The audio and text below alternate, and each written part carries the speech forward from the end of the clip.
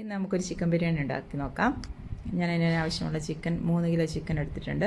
അത് പുരട്ടി വെച്ചു. പിന്നെ ഉള്ളി ആവശ്യത്തിനെടുത്തു, സ്ലൈസ് ചെയ്ത് വെച്ചു. എന്നിട്ട് ഞാനൊരു പാൻ എടുത്തിട്ട് അതിനകത്തോട്ട് അണ്ടിപ്പരിപ്പ്, മുന്തിരി എല്ലാം കൂടെ വറുത്ത് കോരി വെച്ചു.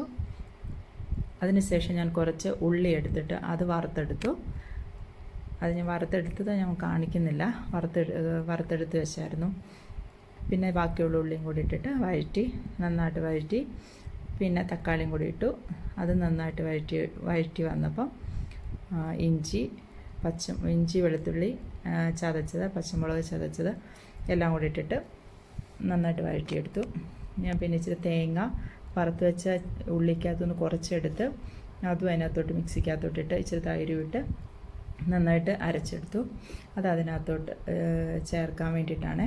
പിന്നെ ആവശ്യത്തിനുള്ള ചിക്കൻ മസാല, ബിരിയാണി മസാല, പിന്നെ തൈര്, അടിച്ച് വെച്ചിരിക്കുന്ന ആ പേസ്റ്റ് ഇതെല്ലാം കൂടെ ഒഴിച്ച് നന്നായിട്ട് മിക്സ് ചെയ്ത് വെച്ചു. അതിനുശേഷം വറുത്ത് വെച്ചിരിക്കുന്ന ചിക്കൻ അതിനകത്തോട്ടിട്ടു. പിന്നെ ആവശ്യത്തിന് ഉപ്പും ഇട്ടിട്ട് നന്നായിട്ട് മിക്സ് ചെയ്ത് വെച്ചു. എന്നിട്ട് കുറച്ച് നേരം അടുപ്പത്തിരുന്ന് ഒന്ന് മിക്സ് ആവാൻ വേണ്ടിയിട്ട് അടുപ്പത്ത് കുറച്ച് നേരം വെച്ചുകൊണ്ടിരുന്നു. പിന്നെ നമുക്കിനി അരി വേവിക്കാനുള്ള പരിപാടി നോക്കാം. മല്ലിച്ചപ്പും കൂടെ അതിനകത്തോട്ടിട്ടുണ്ട്. ആവശ്യത്തിന് മല്ലിച്ചപ്പും പുതിനയിലയും കൂടി ഇട്ടിട്ടുണ്ട്. പിന്നെ നമുക്ക് അരി ഇനി വേവിക്കാൻ 2 കിലോ അരിയാണ് എടുത്തിരിക്കുന്നത്. 3 കിലോ ചിക്കനും 2 കിലോ അരിയാണ് എടുത്തിരിക്കുന്നത്. ഒരു 10 മിനിറ്റ് നേരം ഞാൻ കുതിർത്ത് വെക്കാൻ വേണ്ടിയിട്ട് വെച്ചിട്ടുണ്ട്. അതിനുശേഷം ഞാനൊരു അരി വേവിക്കാൻ വേണ്ടിയിട്ട് ഒരു ഉരുളി എടുത്തു. അതിനകത്തോട്ട് പട്ട, ഗ്രാമ്പു, തക്കോലം ഇട്ട് നന്നായിട്ട് മൂപ്പിച്ചു.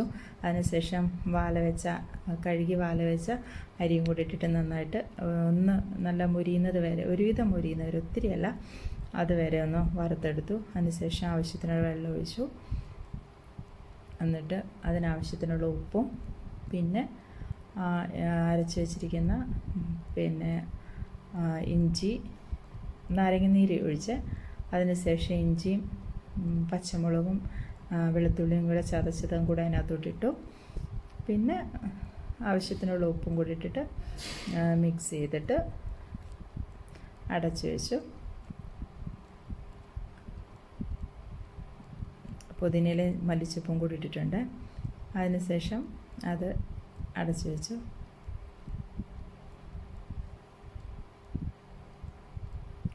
പിന്നെ നമുക്ക് ദമ്മിടാനുള്ള പരിപാടി നോക്കാം.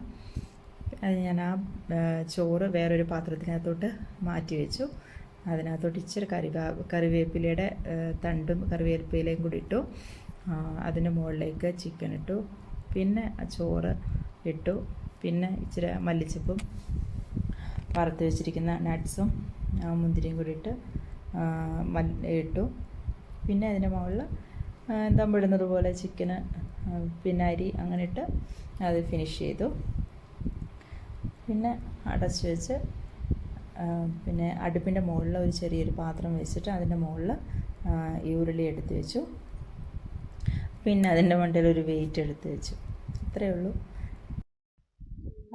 Chicken biryani ready.